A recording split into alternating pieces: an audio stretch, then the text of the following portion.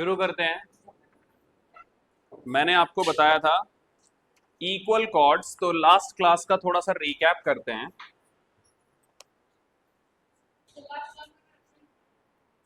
Last class में तुम absent थे।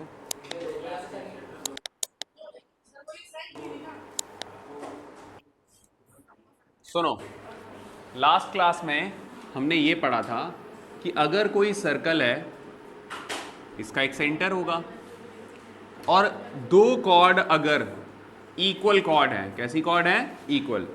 ए B is equal to C D. तो थ्योरम क्या कहती है? If A B is equal to क्या है? C D. दोनों कॉर्ड्स कैसी हो? इक्वल हो। तो इन दोनों कॉर्ड्स ने जो सेंटर पर एंगल बनाए होंगे वो कैसे होंगे? इक्वल होंगे। ये एंगल लेट से एक्स, ये एंगल लेट से वाई। तो if A B is equal to A C है, then we can say that angle X is equal to angle Y. ये थ्योरम है, ठीक है? क्लियर हुआ? अगर कॉर्ड इक्वल है तो एंगल इक्वल होंगे। आ रही बात समझ में? गिवन क्या है इधर पे? Chords are equal. तो सेंटर पर इन दोनों कॉर्ड्स ने जो एंगल बनाए होंगे वो भी कैसे हो जाएंगे? इक्वल। दूसरी थ्योरम इसकी उल्टी थ्योरम है, कन्वर्स थ्योरम है, कि अगर कोई दो कॉर्ड इक्वल एंगल बनाती हैं, कहां पे? सेंटर पे। मान लो ये एंगल ए है, ये एंगल बी है, इसको नाम दे देते हैं ए बी, इसको नाम दे देते हैं सी डी। तो इफ, दूसरी थ्योरम क्या कहती है? अगर ये एंगल इक्वल है, आ रही बात समझ में, then A B is equal to C D. ये दो थ्योरम नोट कर लो।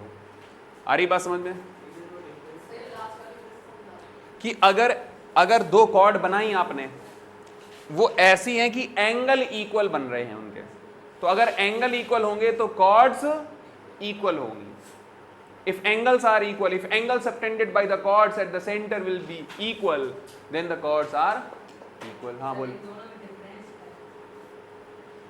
एक में कॉर्ड इक्वल बता दी है, इसमें एंगल इक्वल बता दिए है। अगर ये है, अगर ये कान ऐसे पकड़ा हुआ है तो अगली बार घुमा के पकड़ा हुआ है। समझ में? बात एक ही है। कॉर्ड्स इक्वल होती है तो एंगल इक्वल होता है। आ रही बात समझ में? जैसे ये देखो, अगर ये 10 सेंटीमीटर है, ये 10 सेंटीमीटर है, तो एंगल के बारे में आपका क्या ख्याल है? एंगल कैसे होंगे? इक्वल होंगे। अगर मैं बोल रहा हूं कि ये 30 डिग्री है, ये भी 30 डिग्री है, तो कॉर्ड्स के बारे में क्या ख्याल है? इक्वल होंगे। बस इतनी सी बात है। चलो, नोट कर लिया?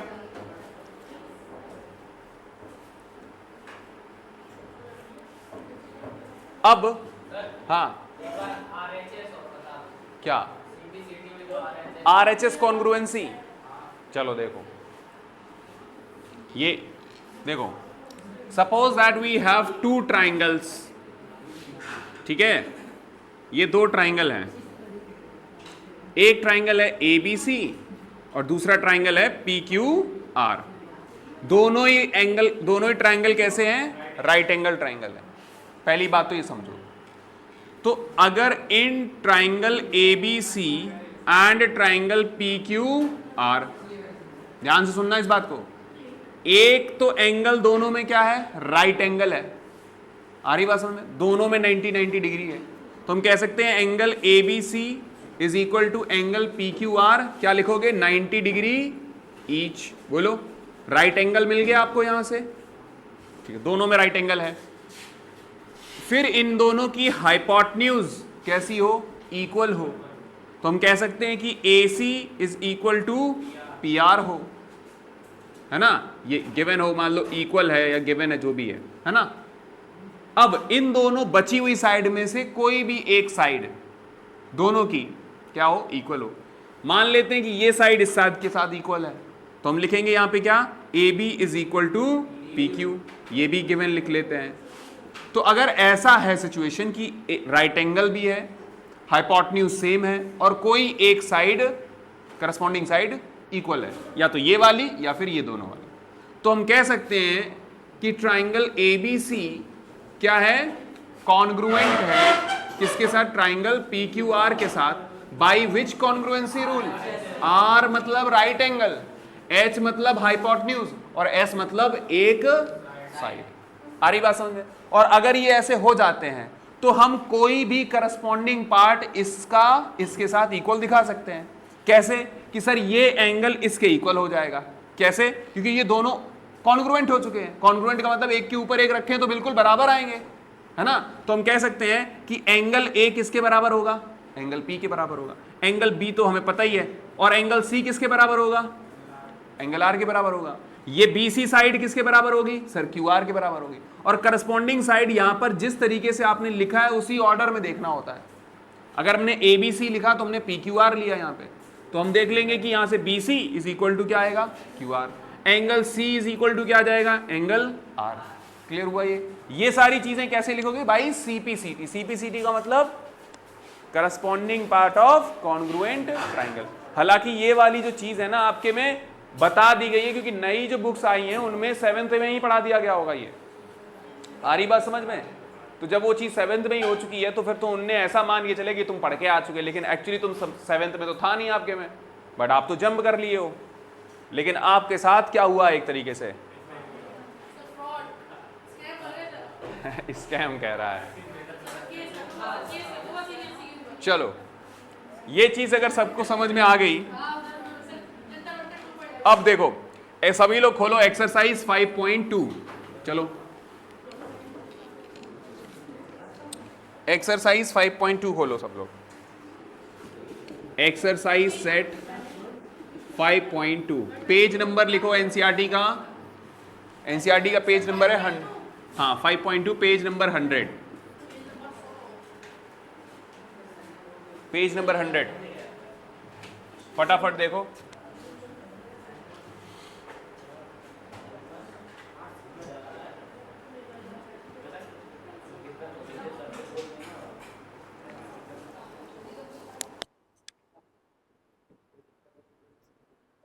हेलो, पेज नंबर 100 पे क्वेश्चन नंबर 1 पढ़ो। कौन पढ़ेगा? पढ़ो। अर्पित सिंह। बुक नहीं है।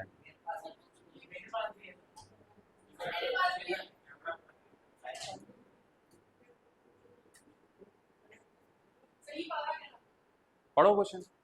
और देखो, पढ़ने का मतलब रीडिंग नहीं लगाने की, बस तुमने रीडिंग मुझे बताना भी कि तुमने क्या समझे। मजा तभी है कि जब तुमसे ये समझा जाए कि क्या पूछा गया है उसमें। हाँ,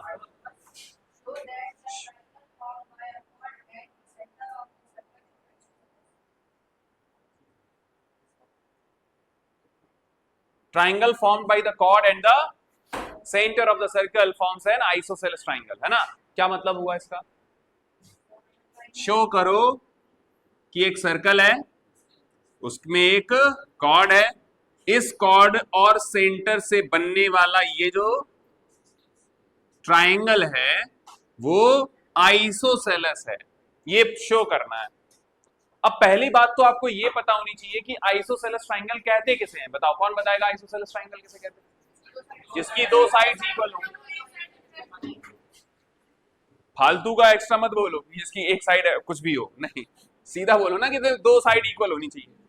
अब इस ट्राइंगल में जरा ध्यान से देखो, ये एक सर्कल है और उस सर्कल की ये OA और OB दोनों इक्वल होंगे। क्यों इक्वल होंगे? क्योंकि ये these are the radii of same circle. इसी सर्कल की दोनों रेडियस हैं। तो इस ट्राइंगल में ये दो साइड कैसी हो गई? इक्वल। तो ये ट्राइंगल कैसा हो गया? आइसोसेलेस। बट लिखना कैसे है बस यही समझ लो। In triangle OAB, OA is equal to क्या होगा? OB। Since radii, these are the radii of same circle. ठीक है? इसी सर्कल की दोनों रेडियाई, और रेडियस हमेशा इक्वल होगा। वो समझ में कितनी भी रेडियस हो, सारी की सारी इक्वल।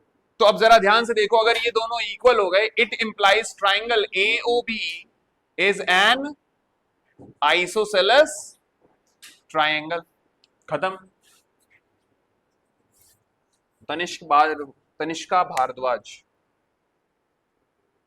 हेलो। होपफुली ये क्वेश्चन आपको समझना। बोलो। हाँ चलो ऐसे लिख लो, कोई दिक्कत नहीं, ठीक है, मर्जी है। हाँ यहाँ पे कॉन्ग्रुएंसी तो चल नहीं रही है, हम लिख सकते हैं, ठीक है। आगे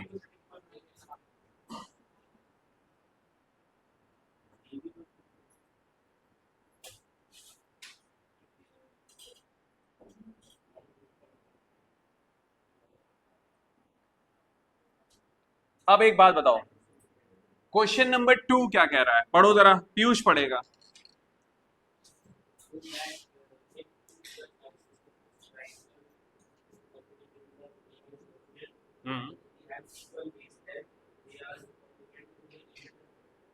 to each other.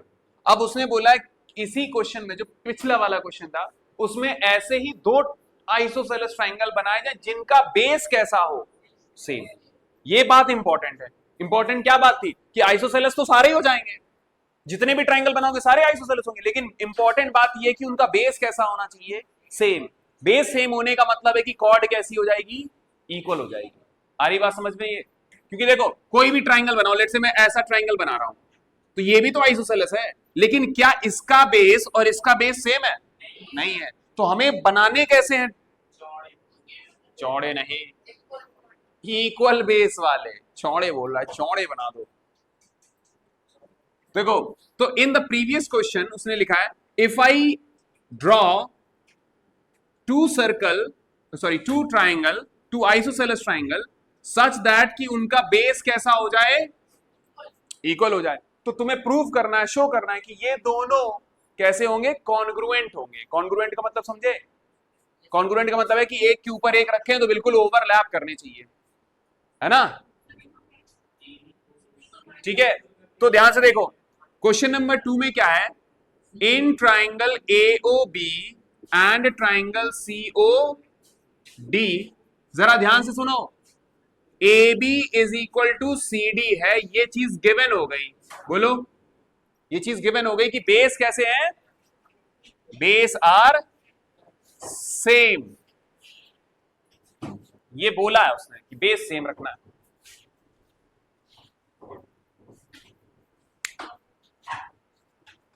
Sir something is missing in outfit. अच्छा,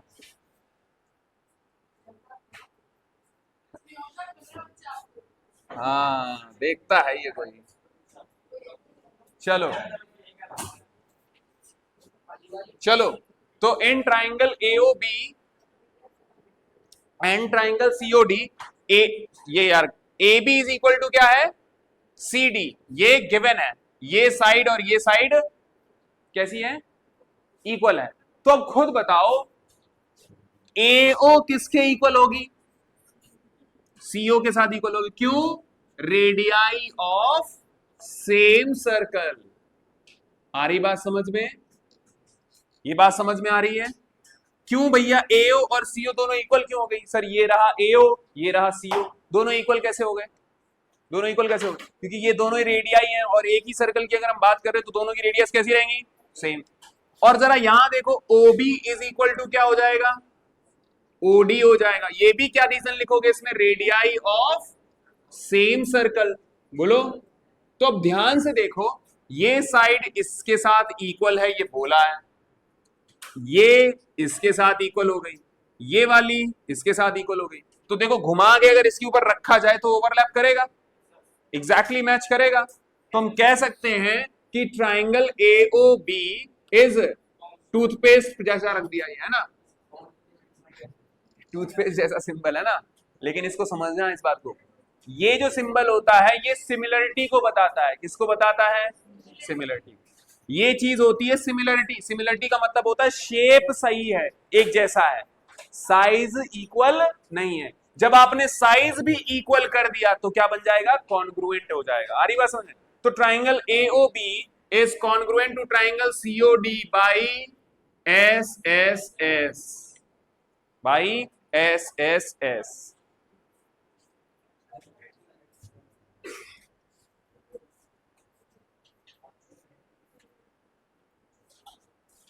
हो गया, दोनों हो गए।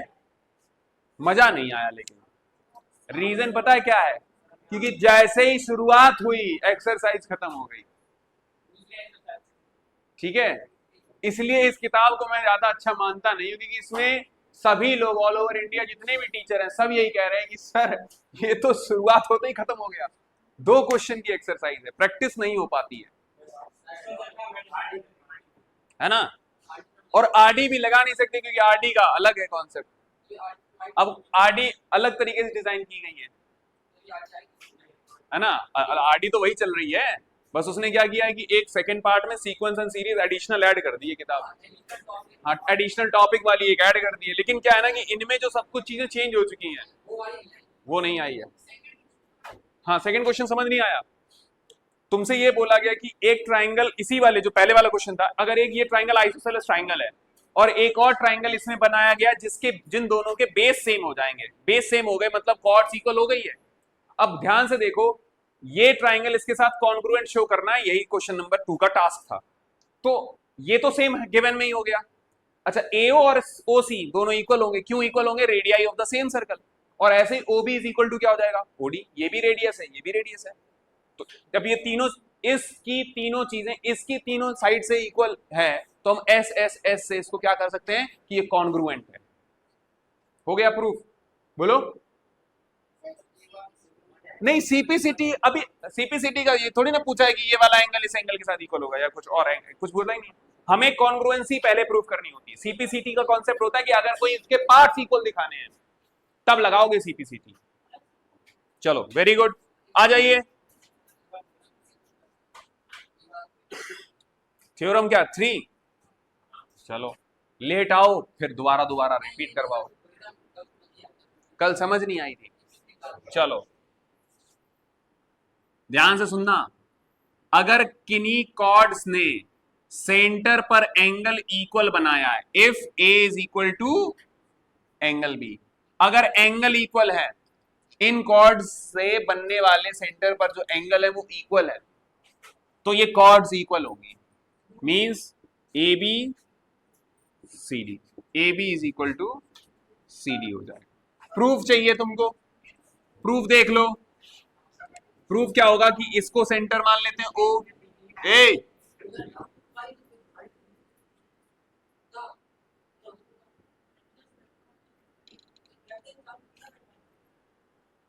तुम एक काम करो अपूर्व, आगे वाली सीट पे आ जाओ, आगे आ जाओ, बैग पीछे रख दो। देखो, तो in triangle AOB and triangle COD, जरा ध्यान से देखो, AOB and COD, angle AOB is equal to angle COD, ये तो गिवन में हो जाएगा क्योंकि एंगल्स इक्वल दे रखे हैं। अब जरा ध्यान से देखो, एओ इज इक्वल टू क्या हो जाएगा? सीओ। क्यों? Radii of same circle. Triangle क्यों बोल रहा है? यहां पे क्या बोलेंगे? ओबी इज इक्वल टू क्या हो जाएगा? OD. Again the same reason, radii of the same circle. तो हम कह सकते हैं कि triangle AOB is congruent to triangle COD by which rule? Rule देखने के लिए क्या करोगे? देखो, ये side OD is equal to OB है, ये वाली इसके साथ इक्वल है, तो हम देखेंगे कि रूल कैसे निकालना है। साइड यूज कर रहे हो, ये एंगल यूज किया है और ये साइड यूज किया है, तो कौन से हो गया congruency? S A S. S A S को यूज करते हुए कर लिया। अब हम कह सकते हैं कि ये A B is equal to C D होगा बाई वॉट? सीपीसीटी। अब लगेगा सीपीसीटी। अर्पिता समझ में आया? समझ में आया? जब मैं कॉन्ग्रुएंट करस्पॉन्डिंग पार्ट को इक्वल दिखाना होता है तब हम लिखते हैं सीपीसीटी, पहले ट्राइंगल को लिखाएंगे कॉन्ग्रुएंट। ठीक है, आया समझ में ये? चलो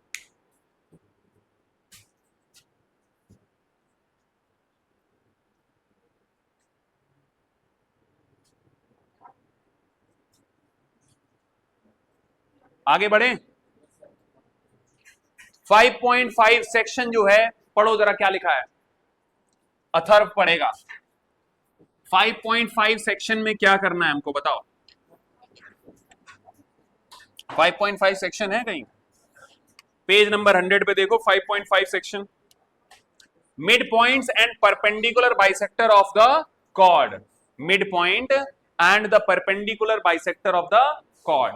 ध्यान से सुनना इस बात को, कॉन्सेप्ट है midpoint and perpendicular bisector of a chord. Midpoint and perpendicular bisector of a chord. हाँ हाँ यही है। सपोज करो एक सर्कल बना लिया, बोलो सर्कल बना लिया, इसमें एक कॉर्ड बना ली, इस कॉर्ड का मैंने नाम दे दिया ए बी। बोलो सबको इतना तक समझ में आया? सर्कल है ये, इसकी कॉर्ड है, तो इस सर्कल का सेंटर भी होगा कोई। बोलो ध्यान रखना, अगर हमने यहां से कोई एक परपेंडिकुलर ड्रॉ किया, क्या ड्रॉ किया? परपेंडिकुलर, और वी कैन से एल्टीट्यूड। क्या बोले? एल्टीट्यूड। इस कॉर्ड पर एल्टीट्यूड ड्रॉ किया, ये सेंटर ओ हो गया, और ये पॉइंट लेट से हम नाम दे देते हैं इसको एम। तो ये वाला परपेंडिकुलर इस कॉर्ड को बाइसेक्ट करेगा। क्या करेगा? बाइसेक्ट। तो ये क्या हो जाएगी? AM is equal to MB। तो if OM is perpendicular to AB, तो AM इज इक्वल टू क्या होगा? BM होगा। मतलब M जो है इसका क्या बनने वाला है? Mid point. आ रही बात समझ में? क्योंकि ये दोनों चीजें अगर इक्वल है तो ये क्या हो गया इसका? Mid point. रिमेंबर ऑलवेज कि कॉर्ड पर अगर कोई परपेंडिकुलर ड्रॉ करोगे, वो उस कॉर्ड को क्या करेगा? बाइसेक्ट करेगा। तो ये जो OM है वो है क्या एक्चुअली? Perpendicular bisector. आ रही बात समझ में? क्या है? बाइसेक्टर। क्लियर हुआ ये? चलो तो थ्योरम लिख लो, तो थ्योरम लिख लो, थ्योरम लिखो।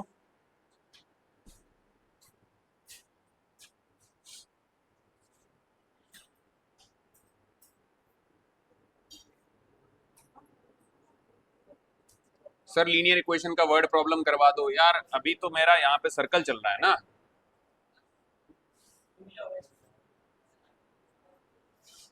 शुरू करें, लिखो the line joining the centre. एक मिनट मैं अपनी मिसाइल दूसरी ले लूं।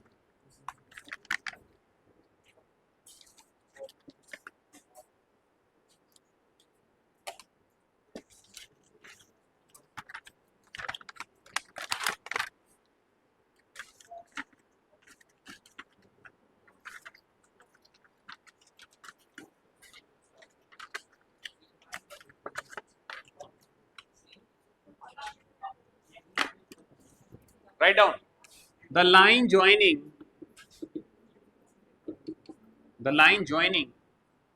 the center of the circle, the center of a circle and the midpoint of a chord of a circle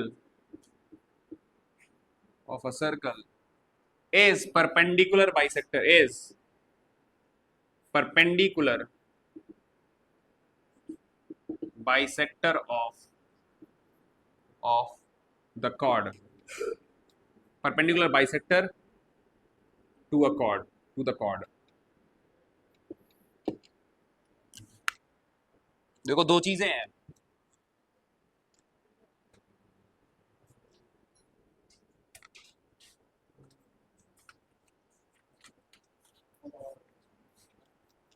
ये बात समझ लो।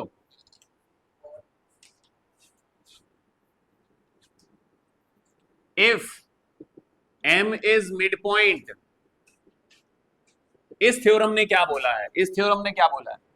If M is the midpoint, तो ये जो लाइन ज्वाइन कर रही है, then OM is perpendicular to AB।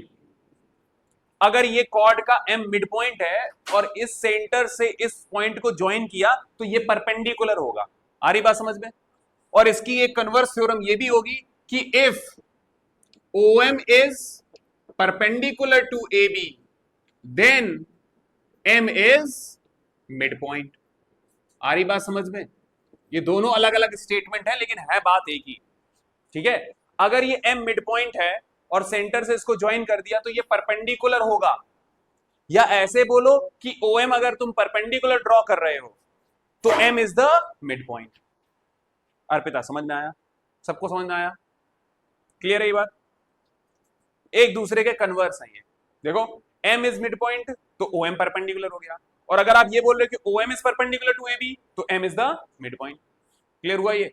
इस थ्योरम में क्या बोला गया है कि अगर कोई लाइन ज्वाइन करती है सेंटर से to the midpoint of the chord M, then this line is perpendicular bisector of chord।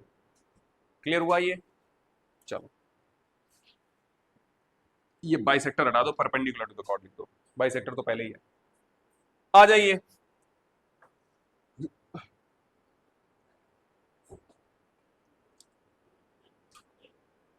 Set number, आ जाइए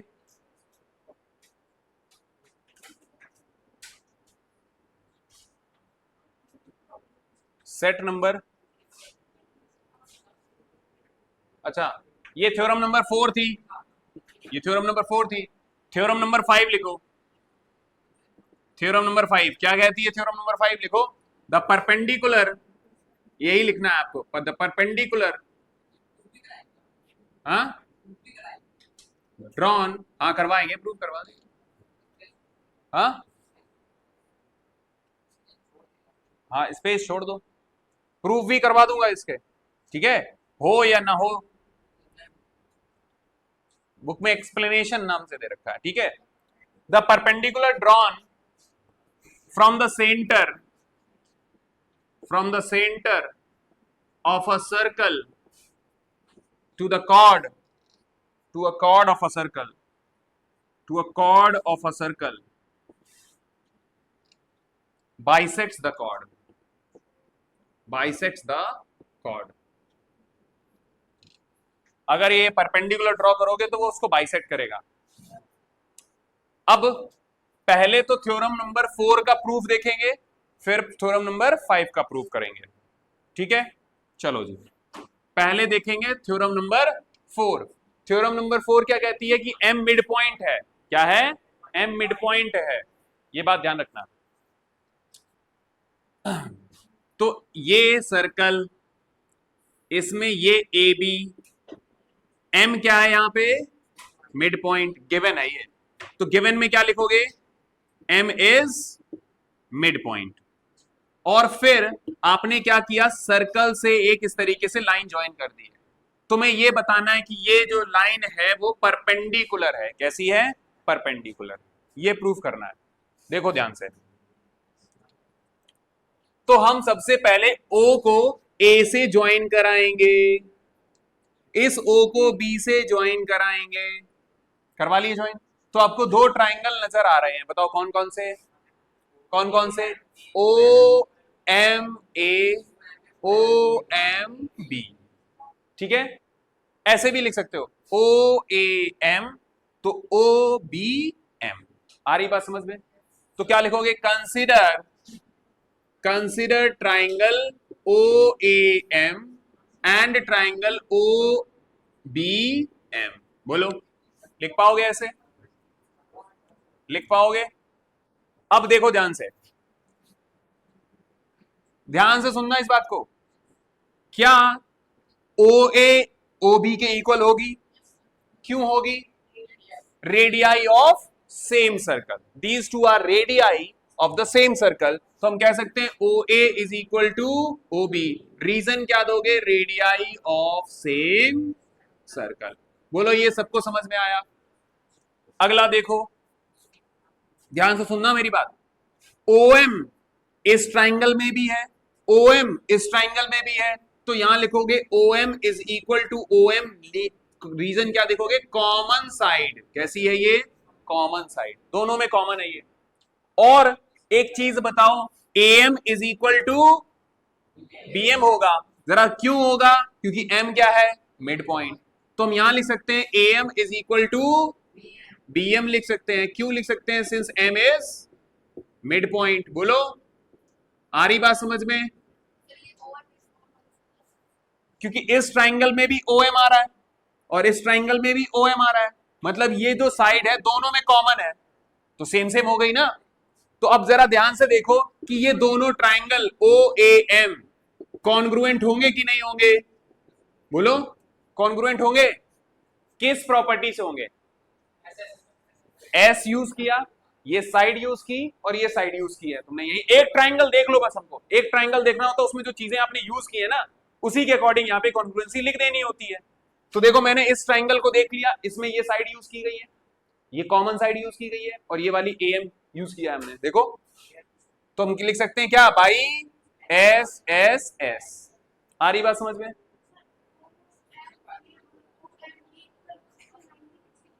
नहीं ये तो दिया नहीं, यही तो प्रूव करना है। गिवन तुमको ये है, तुमको प्रूव क्या करना है कि OM is perpendicular bisector of AB, ये प्रूव करना है। तो ये तुम्हें परपेंडिकुलर बताना पड़ेगा। अब परपेंडिकुलर होगा कैसे, तुमने तो अभी ये प्रूव कर लिया है, अब हमें परपेंडिकुलर कैसे दिखाओगे? पहले ये देखोगे कि ये वाला एंगल और ये वाला एंगल दोनों इक्वल हो जाएंगे। देखो ध्यान से, इस एंगल को क्या लिखोगे? OMA, देखो OMA, तो यहां लिखोगे ट्राइंगल OM, इस ट्राइंगल में OMA will be equal to, बताओ इसमें कौन सा बनेगा? OMA है तो इधर क्या बनेगा? OMB, OMB, very good. और ये इक्वल क्यों होंगे? क्योंकि ट्राइंगल दोनों कैसे हो चुके हैं? कॉन्ग्रुएंट। तो किस प्रॉपर्टी से? बाई CP, ये दोनों क्या हो जाएंगे? By CP CT। और लेट से कि ये दोनों ही एंगल हम इनको मान लेते हैं कि ये x डिग्री के बराबर है। कितने डिग्री के बराबर है? x। मान लिया कि ये भी x है और ये भी x है, ठीक है। तो फिर इन दोनों का सम कितना होगा? 180। क्यों? ये दोनों कैसे हैं? लीनियर पेयर है। कैसा है? लीनियर। क्योंकि ये स्ट्रेट एंगल है तो हम कह सकते हैं कि angle OMA plus angle OMB is equal to क्या होगा? 180। ये भी x डिग्री, ये भी x degree is equal to, तो 2x degree is equal to, तो x is equal to, clear हुआ? तो अगर x 90 है मतलब इनमें ये दोनों ही एंगल क्या है? एक भी 90 बोलोगे तो दूसरा अपने आप 90 बनेगा।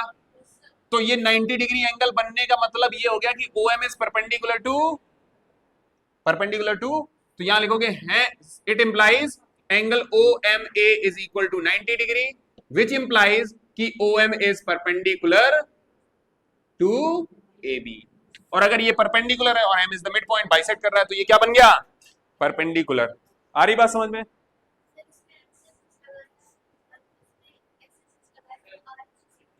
इसमें RHS इसलिए नहीं लगेगा क्योंकि R का मतलब क्या होता है? Right angle. तो राइट एंगल तो हमें प्रूव ही करना है, तो लगा क्यों देंगे हम? रीजन में क्यों लिख देंगे? आ रही बात समझ में? तो जो चीज हमको प्रूव करनी है तो वो हम यूज कैसे कर देंगे कॉन्ग्रुएंसी में? हाँ बोलो। हाँ हाँ हाँ, बहुत बढ़िया, बहुत अच्छी कमी पकड़ी है इसने, यहाँ डिग्री नहीं लगाया था मैंने। हाँ अब हो गया सही, चल थैंक यू।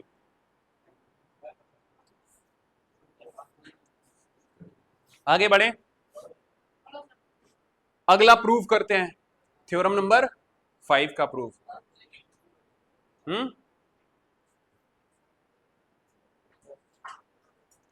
अब अर्पिता जो तुम कह रही हो ना RHS रूल यूज क्यों नहीं किया, अगली वाली थ्योरम में यूज करेंगे क्योंकि उसमें बोला गया है कि परपेंडिकुलर ड्रॉ किया गया है, तो अब तुम्हें पता है कि ये 90 डिग्री है।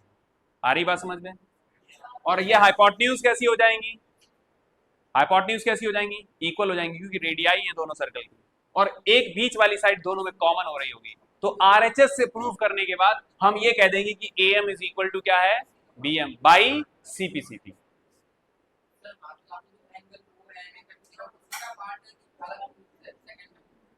इसी का ही पार्ट है ये, इसी का ही पार्ट है। पहले तो हमने SSS से प्रूव कर लिया है और ये एंगल और इस एंगल को बाई CP/CT इक्वल दिखा दिया और 2x इज इक्वल टू 180, तो x की वैल्यू पता चल गई 90 होने वाला, और 90 का मतलब हो गया कि OM is perpendicular to AB। आया समझ में?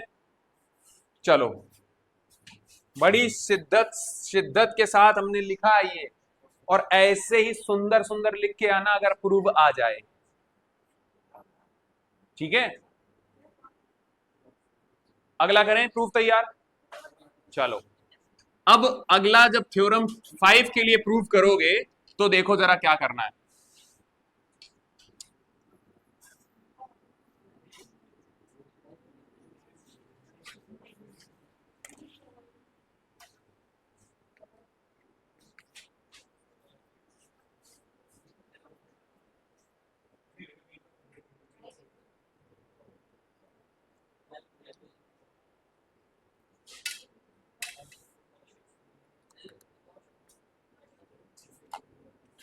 देखो, इस बार गिवन क्या है, ये सेंटर है, परपेंडिकुलर ड्रॉ किया गया है। क्या ड्रॉ किया गया है? परपेंडिकुलर।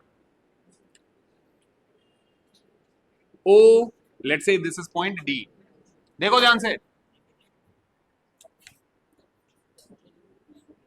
गिवन क्या है इस बार?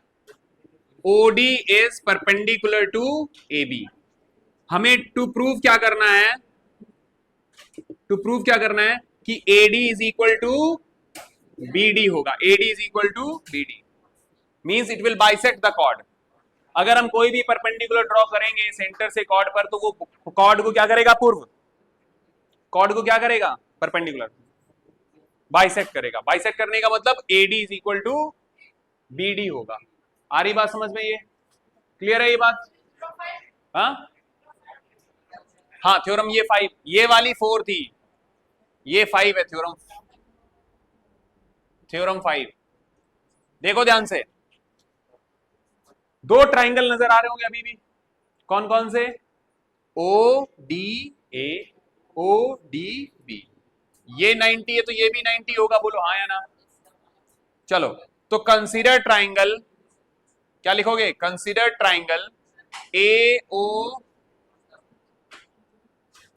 ODA and triangle ODB। बोलो, कर लोगे? अब जरा ध्यान से देखो, क्या ये दोनों एंगल इक्वल हैं? ODA ODB इक्वल है? हाँ सर है। क्यों है? 90 डिग्री ईच। आ रही बात समझ में? अच्छा, क्या ये OD दोनों साइड में कॉमन है? इसमें भी है, इसमें भी है, तो क्या लिखोगे? अच्छा, उसको पहले छोड़ दो, पहले राइट एंगल का काम कर लिया। अब हाइपोटेन्यूज बताओ। OA and OB। OA is equal to OB, hypotenuse, या फिर बोलेंगे इसको radius of the same circle. तो इसलिए ये दोनों इक्वल बोली जाएंगी, दोनों इक्वल हो जाएंगी। अब OD is equal to OD, क्या लिखोगे यहां पे? Common side. बोलो, तो अब ध्यान से देखो, R ये तो हाइपोटेन्यूज बन रही है ट्राइंगल में, और ये क्या, एक कोई साइड इक्वल हो जाए, तो ये दोनों ट्राइंगल किससे, किस कॉन्ग्रुएंसी से? RHS से कॉन्ग्रुएंट होंगे। आ रही बात समझ में? तो लिखोगे क्या? देखो, क्या लिखोगे कि triangle ODA, it implies triangle ODA is congruent to triangle ODB by RHS। तो जरा देखो, AD इज इक्वल टू क्या हो जाएगा? BD by CP/CT, implies that AD और D is मिड पॉइंट। बोलो, hence OD बाइसेक्स AB। आ रही बात समझ में? खत्म, इतना सा है। हाँ, हो गए? अब जरा एक्सरसाइज कौन सी चलते हैं, जम करते हैं, 5.3 पर आते हैं।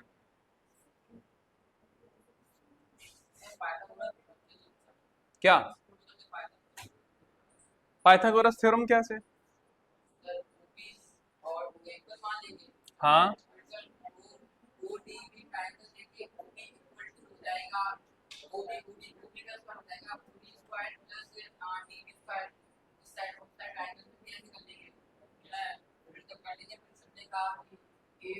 पहले ये नोट कर लिया, हाँ पहले ये नोट कर लो, है ना।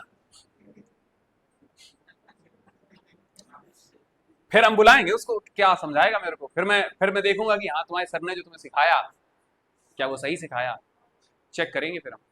बाकी मुझे ये चीज अच्छी लगती है कि आरएचएस से प्रूव कर दो, सीबीसीटी कर दो।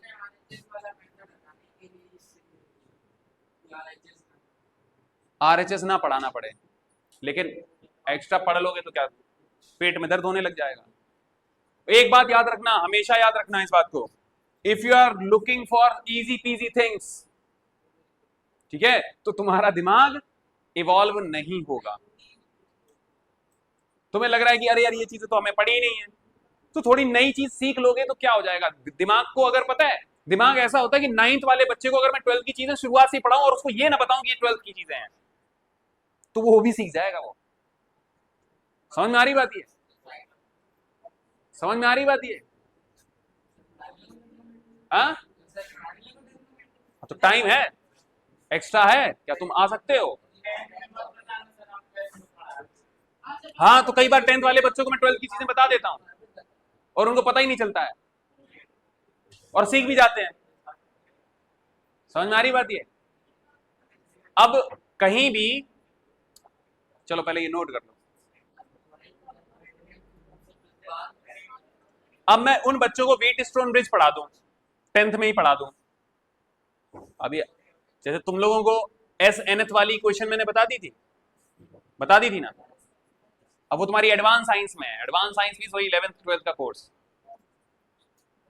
अब सेट जो है, सेट और sequence and series, GP actually कब इंट्रोड्यूस हुआ है, 11th क्लास में, और तुम्हारे अभी डाल दिया गया है। तो human brain can learn anything, बस उसको ये ना बताया जाए कि ये अभी तुम्हारे सिलेबस में नहीं। वरना बच्चे तो ओलंपियाड की तैयारी कर रहे हैं। चलो ये हो गया। एंड एक और चीज, tough things are for intelligent people, tough things are for intelligent people, and if you consider yourself intelligent then try to learn tough things. आ रही बात समझ में, नहीं आई बात समझ, टफ चीजों को सीखो।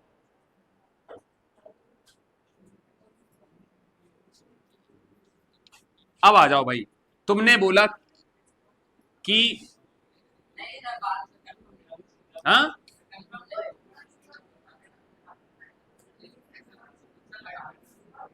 बताओ, चलो तो फिर एक्सरसाइज करते हैं। एक्सरसाइज सेट 5.3, पहला क्वेश्चन पढ़ो, क्या है पहला क्वेश्चन, क्या है।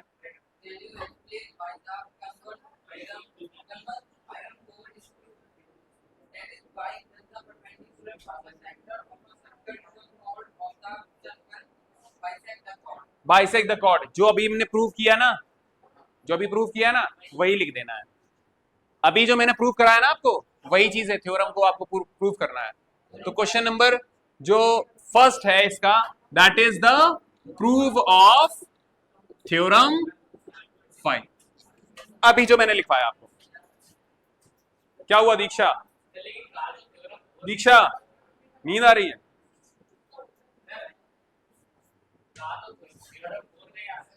हाँ तो उसने, can you explain why the converse of theorem 4, converse of theorem 5 ही तो है। अगर मिड पॉइंट को ज्वाइन करोगे तो वो परपेंडिकुलर होगी, और अगर आपने परपेंडिकुलर ड्रॉ किया तो वो बाइसेक्ट करेगी, मिड पॉइंट बनाएगा। आ जाओ अगला question, Arpita, second question.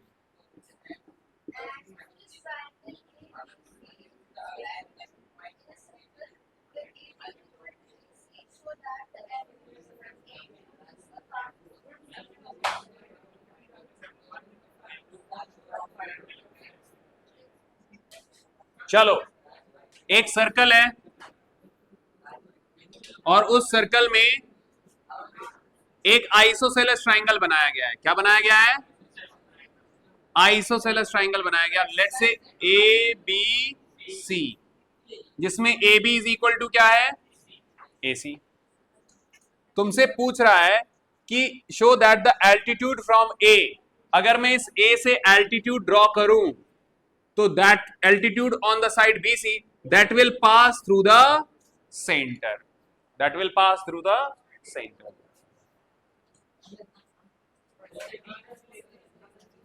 Clear हुआ? ये समझ में आ रहा है?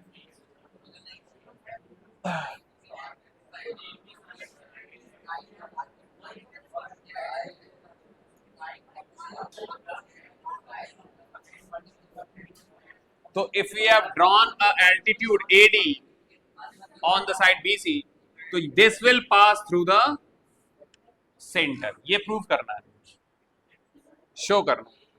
चलो देखो कैसे शो करोगे। Means O is lying on, O will lie on side AD, यही तो प्रूव करना है। तो हमें गिवन क्या है, देखेंगे अभी क्या लगेगा। फिर गिवन क्या है, A B is equal to A C and A D is perpendicular to B C, ये गिवन है, एल्टीट्यूड है। प्रूफ क्या करना है, टू प्रूफ क्या करना है, O lies on A D.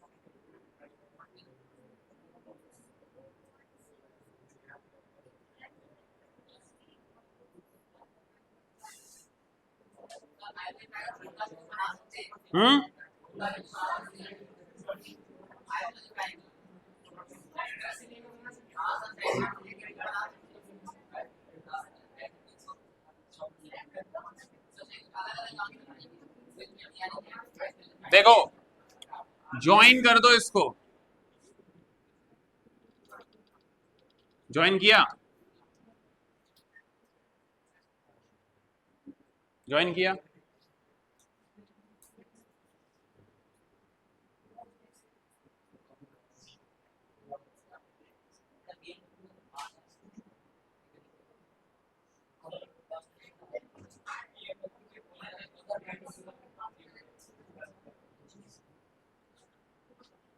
देखो ध्यान से, in triangle A D B, A D B and triangle A D C, पहले बड़े वाले दोनों ट्राइंगल ले लो, ले लिए। जरा बताओ A B is equal to क्या है, अच्छा एंगल ए डी बी बताओ कितना होगा, ए डी बी कितना होगा 90 डिग्री, और ए डी सी कितना होगा 90, तो लिख सकते हो 90 डिग्री ईच, बोलो। और AD is equal to AD, क्यों भैया, क्या रे नहीं भाई, कॉमन साइड है, ये कॉमन साइड है ना। और तुम्हें AB is equal to AC भी दे रखा है, ये तो गिवन है, ठीक है, रेडियाई नहीं है ये तो गिवन है।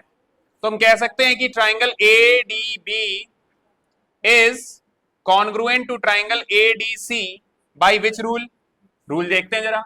राइट एंगल यूज किया, हाइपोटेन्यूज यूज की है, और साइड यूज की है, तो लिख सकते हो बाई RHS। तो हम ये कह सकते हैं कि BD is equal to DC, बोलो BD is equal to DC by CP CT, मतलब ये साइड और ये साइड इक्वल हो गए। क्लियर है, आ रही बात समझ में? ये दोनों 22, मतलब ये D क्या हो गया, मिड पॉइंट। आ रही बात समझ में? चलो it implies D is midpoint of BC. अब जरा ध्यान से देखो तो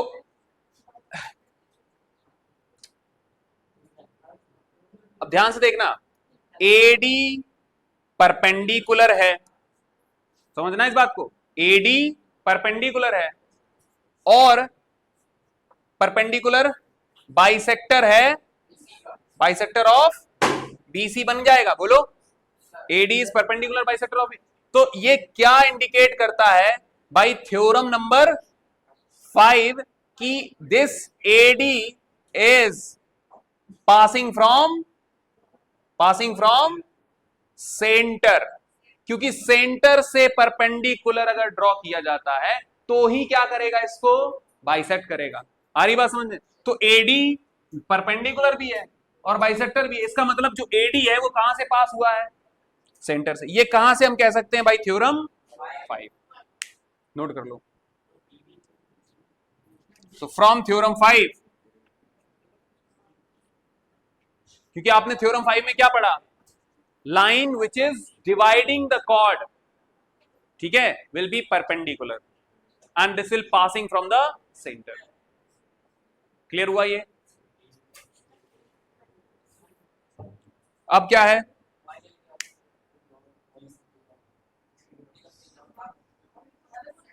question number 3, question number 3,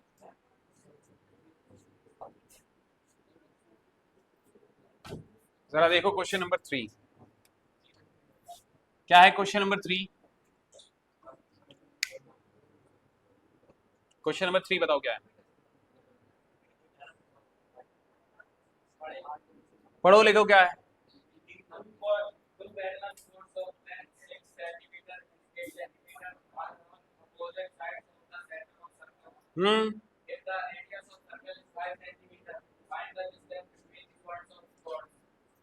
mid points of the, find the distance between the mid points of the chord. देखो एक सर्कल बना लेते हैं और एक आपने बनाई है 6 सेंटीमीटर की कॉर्ड और एक बनाई है 8 सेंटीमीटर की कॉर्ड। बोलो, और ये हो गया हमारा सेंटर। आ रही बात समझ में? क्लियर हुआ ये? हाँ या ना? अच्छा, ये दोनों कैसी हैं, पैरेलल है। कैसी हैं? पैरेलल। अब और इसने बोला है कि जो साइड्स, जो रेडियस है वो कितना है, 5 सेंटीमीटर। ये भी क्या हो जाएगा, 5 सेंटीमीटर, ये भी 5 सेंटीमीटर, ये भी 5 सेंटीमीटर। तो तुमसे पूछ रहा है find the distance between the mid points of the chord. इसका यहां से परपेंडिकुलर ड्रॉ करोगे, ये क्या होगा, मिड पॉइंट। बोलो, इधर परपेंडिकुलर ड्रॉ करोगे, ये भी हो जाएगा मिड पॉइंट। तो लेट्स से ये ए, ये बी, ये सी डी, इधर ले लिया नाम एम, इधर दे दिया हमने एन, ये सेंटर हो गया ओ। तुमको बताना है O M plus O N कितना होगा। आ रही बात समझ में? क्लियर हुआ यहां तक? ठीक है, कैसे निकालोगे बोलो, ध्यान से देखना। अगर ये परपेंडिकुलर है तो सीडी को बाइसेक्ट करेगा। बोलो, ये जो एम है मिड पॉइंट है, सीडी को बाइसेक्ट करेगा, मतलब ये हो जाएगा 3 सेंटीमीटर, ये भी हो जाएगा 3 सेंटीमीटर। तो यहां पे लिखोगे since O M is perpendicular to C D, तो C M is equal to क्या हो जाएगा, M D which is equal to 3 centimetre. बोलो, इतना समझ में आया? अब इसी तरीके से जब यहां पर इस तरीके से ये परपेंडिकुलर ड्रॉ करोगे तो ये जो परपेंडिकुलर होगा O N perpendicular to A B, this will bisect A B, और ए बी टोटल कितनी है 8 सेंटीमीटर। तो बताओ जरा ए एन कितना हो जाएगा 4 सेंटीमीटर, ये कितना हो जाएगा 4 सेंटीमीटर। तो अगर ये ऐसा है, it implies that A N is equal to N B is equal to 4 centimetre. बोलो, आई बात समझ में अर्पिता? ये दोनों परपेंडिकुलर ड्रॉ करोगे तो ये बाइसेक्ट करेगा, तो ये 4 हो गई और ये इधर वाली 3 हो गई। अब तुमको ये OM निकालने के लिए क्या यूज करनी पड़ेगी, पाइथागोरस थ्योरम। तो इन ट्राइंगल OMC, जरा OMC, ये राइट एंगल ट्राइंगल, तो ये हो जाएगी हाइपोटेन्यूज। तो क्या लिखोगे, OC square is equal to CM square plus OM square. बोलो, लिखेंगे? हाँ या ना, लिखेंगे? बताओ जरा, ये कितनी है? CM square sir 3 square, OC कितना है सर 5 स्क्वायर, तो OM निकाल लोगे? बोलो 25 में से 9 घटा के OM स्क्वायर निकालोगे तो 16 इज इक्वल टू OM, तो OM square OM is equal to कितना आएगा? प्लस का 4 सेंटीमीटर। तो ये कितनी आ गई सर? 4 सेंटीमीटर।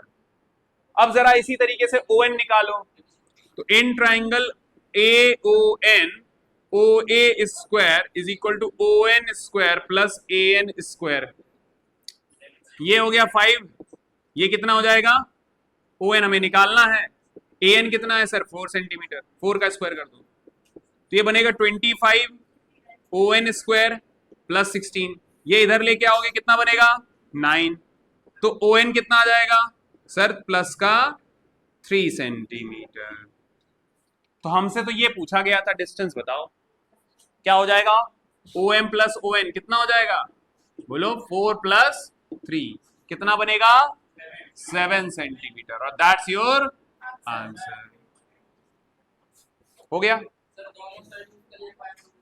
क्या दोनों साइड पाइथागोरस? कैसे कैसे? वही तो किया और क्या किया?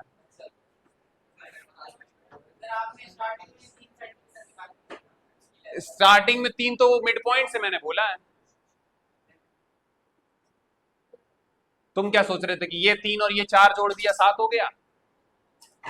अच्छा, ये तो मिड पॉइंट से मैं, अब मुझे ये चीज चाहिए है ना, तो पहले तो ये पता होनी चाहिए। ये तो 5 दे रखी है, तो ये कितनी होगी? 3 होगी, क्योंकि मिड पॉइंट बनेगा।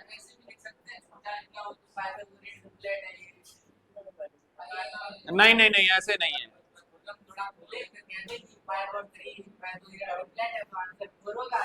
नहीं नहीं, वो हमें भी पता है कि ये पाइथागोरियन ट्रिपलेट बन रहा है, तो ऐसे नहीं लिख देना है।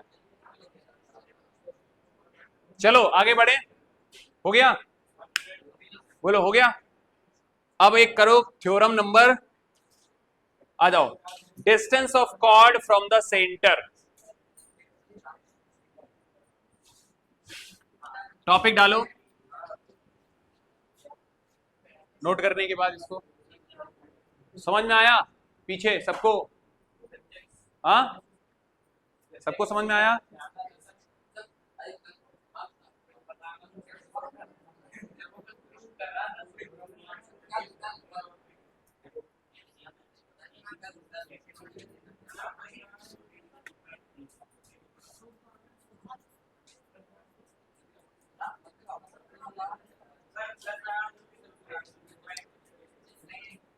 +-3 आता वैसे तो। देखो कुछ लोग क्या, ऐसे एक चीज सुन लो, अगर ये लिखा है √9 तो इसकी वैल्यू सिर्फ +3 होती है, क्योंकि √, एक फंक्शन होता है और फंक्शन की वैल्यू नेगेटिव नहीं लिखी जा सकती इसमें। इसमें सिर्फ क्या लिखी जाएगी? पॉजिटिव। लेकिन अगर x square is equal to 9 लिखा है, क्या लिखा है? इक्वेशन दे रखी है तुमको, क्या दे रखी है? इक्वेशन। तो अब x की वैल्यू 2 हो सकती है, +-3। आ रही बात समझ में? क्लियर हो गई बात ये? लेकिन अगर √ करके कुछ लिखा हुआ है तो फिर आप वहां पे √ taking as a function, then we can only take the positive value. हाँ, अच्छा, हाँ, बहुत अच्छा क्वेश्चन पूछा अर्पिता ने कि अगर सर -√9 लिखा होता तो। अच्छा, तो इसको मैं क्या करता हूं, 2 चीजों में स्प्लिट करूंगा। देखो ध्यान से, इसको लिखोगे √-1 एंड √9। आ रही बात समझ? लिख सकते हैं? इस चीज को हम लोग बोलते हैं इमेजिनरी नंबर आयोटा आई। क्या बोलते हैं? आयोटा। याद रखना इस बात को, √-1 क्या है? एक इमेजिनरी नंबर है, कॉम्प्लेक्स नंबर है। जैसे अभी आपने रियल नंबर पढ़े, तो ऐसे ही आपको आगे पढ़ने क्या? Complex number. ठीक है? और इन कॉम्प्लेक्स नंबर को आप रियल नंबर लाइन पे रिप्रेजेंट नहीं कर सकते। ठीक है? अब सुनो, तो ये क्या हो जाएगा? 3 क्या बनेगा? 3i। ठीक है?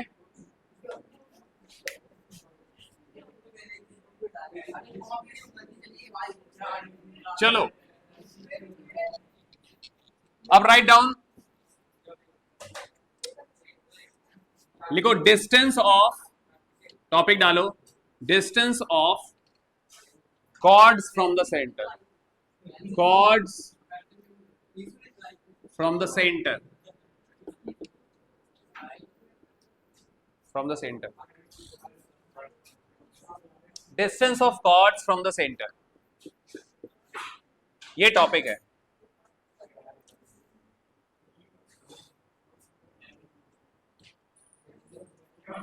आ गया, शुरू करें। अब एक बात बताओ, थोड़ा सा डिस्कशन करते हैं। एक सर्कल है, उसमें ये कॉर्ड है और ये है सेंटर। ए बी क्या हो गई, कॉर्ड, ओ क्या है यहां पे, सेंटर। तो अगर मैं तुमसे पूछूं कि ये कितनी दूरी पर है सेंटर से, तो जवाब किस वाले डिस्टेंस को निकालोगे? एक्स क्या? अगर मैं तुमसे पूछूं कि इसका डिस्टेंस कितना है, मान लो कि ये एक लाइन है, बाउंड्री है, एक सर्कुलर ग्राउंड है और यहां पे एक वॉल खड़ी है, ठीक है, ध्यान सुनना इस बात को। ये एक सर्कुलर ग्राउंड है, यहां पर एक ऐसे लाइन में मैंने क्या रख रखी है, टेबल रख रखी है, और जिस टेबल पर क्या है, सपोज करो ये एक लाइन है बस, है ना। मैंने तुमसे ये बोला जो सबसे पहले उसको टच करेगा उसको मैं प्राइस दूंगा। आ रही बात समझ में? तो तुम क्या, कौन सा डिस्टेंस कवर करना चाहोगे? Mid point. तो अगर तुमने मिड पॉइंट को टच किया तो मिड पॉइंट को टच करने वाला जो डिस्टेंस होता है वो कैसा होगा, परपेंडिकुलर। आ रही बात समझ में? ये तो डिस्टेंस तो ये भी है, ये भी है, ये भी है, लेकिन तुम्हें जो डिस्टेंस लेना है कॉर्ड का फ्रॉम द सेंटर, कौन सा लेना है, परपेंडिकुलर डिस्टेंस। आ रही बात समझ में? ऑलवेज रिमेंबर कि जब भी कॉर्ड का हम लोग डिस्टेंस लेंगे from the centre, we take the perpendicular distance. आ गई बात समझ में? क्लियर हो गई बात ये? तो तुम्हें अगर पूछा जाए कि what is the distance of chord from the centre, we will take this value O M. ये नहीं लोगे क्योंकि ये वाले पाथ बड़े हैं, लेंदी होगा ना, तो शॉर्टेस्ट जो पाथ होता है उसको हम लोग कंसीडर करेंगे। क्लियर हो गई बात ये? समझ में आ रही बात ये? Shortest path from the centre to the chord will be called as the distance of chord from the center। और शॉर्टेस्ट पाथ कौन सा होगा, परपेंडिकुलर वाला होगा। तुम खुद लगा लो कि तुमने अगर हल्का सा भी डेविएशन मारा, वो क्या बन जाएगी इस ट्राइंगल की, hypotenuse. And you know that the hypotenuse is the longest side. आ रही बात समझ में? ये तो हमें कौन सा डिस्टेंस लेना होता है, परपेंडिकुलर डिस्टेंस। क्लियर होगा ये बात? ये अब ये चीज समझ में आ गया होगा आपको। अब मैं अगर आपसे बोलूं कि दो कॉर्ड हैं, सॉरी, एक सर्कल है जिसमें दो कॉर्ड हैं, क्या है, दो कॉर्ड है, A B and C D, ये हो गया इसका सेंटर। ध्यान से सुनना इस बात को। तो इसका डिस्टेंस ये ले लिया मैंने ओ एम, इस कॉर्ड का डिस्टेंस क्या ले लिया मैंने, ओ एन। और मैंने बताया आपको कि जो डिस्टेंस लिए जाते हैं वो परपेंडिकुलर डिस्टेंस लिए जाते हैं। Shortest distance is the perpendicular distance, और ओ एम और ये ओ एन क्या हो गए, इनके डिस्टेंस हो गए फ्रॉम द सेंटर। याद रखना कि अगर कॉर्ड्स की लेंथ इक्वल है, कॉर्ड्स की लेंथ इक्वल है, then their perpendicular distance from the centre will also be equal. तो देन क्या हो जाएगा, O M is equal to O N. आ रही बात समझ में? ये बात समझ में आ रही है? सबको समझ में आ रही है? अगर कॉर्ड्स इक्वल हैं, अगर कॉर्ड्स इक्वल हैं तो उनके distance from the centre will also be equal. और इसका कन्वर्स भी ट्रू होगा, इसका कन्वर्स भी ट्रू होगा कि if the distance is equal then the chord are equal. आ रही बात समझ में? अगर ये डिस्टेंस इक्वल होंगे तो कॉर्ड का लेंथ भी इक्वल होगा। ये बात समझ में आ रही है? सबको समझ में आ रही है, हाँ या ना? क्लियर है ये बात? तो अगर मैं बोलूं कि ये डिस्टेंस लेट्स से ये 10 सेंटीमीटर है और ये भी 10 सेंटीमीटर है, लेट्स से ये 5 सेंटीमीटर है ये डिस्टेंस, तो ON कितना होगा? 5 होगा। आ रही बात समझ? कॉर्ड्स इक्वल लेंथ है तो इनका डिस्टेंस भी इक्वल होगा। और अगर मैंने ऐसा बोला होता कि ये लेट्स से 20 सेंटीमीटर है और लेट्स से ये है 4 सेंटीमीटर, कितना है? ये ले लो 16 सेंटीमीटर, ये 4 सेंटीमीटर है, ये भी 4 सेंटीमीटर, बताओ इसकी लेंथ कितनी होगी? डिस्टेंस सेम है तो कॉर्ड की लेंथ भी सेम होगी, मतलब ये भी लेंथ 16 होगी। आ रही बात समझ में? सबको समझ में आया? अगर कॉर्ड इक्वल है, मेरे साथ रिपीट करो, अगर कॉर्ड इक्वल है तो डिस्टेंस इक्वल होंगे सेंटर से, अगर डिस्टेंस इक्वल है तो कॉर्ड की लेंथ इक्वल होगी। आ रही बात समझ में? पक्का? खाओ मां कसम। और इसी के साथ आज की क्लास यहीं पे खत्म करते हैं। नेक्स्ट क्लास में कल सभी लोग सुन लो, कल सभी लोग मैथ्स ही लेके आना। टेस्ट किसका मैंने बोला? हाँ, कहां बोला नहीं है। कल सभी लोग फिजिक्स तैयार करके लाएंगे और फिजिक्स में मैंने बोला था आपको 2 चैप्टर, टाइमिंग यही रहेगी।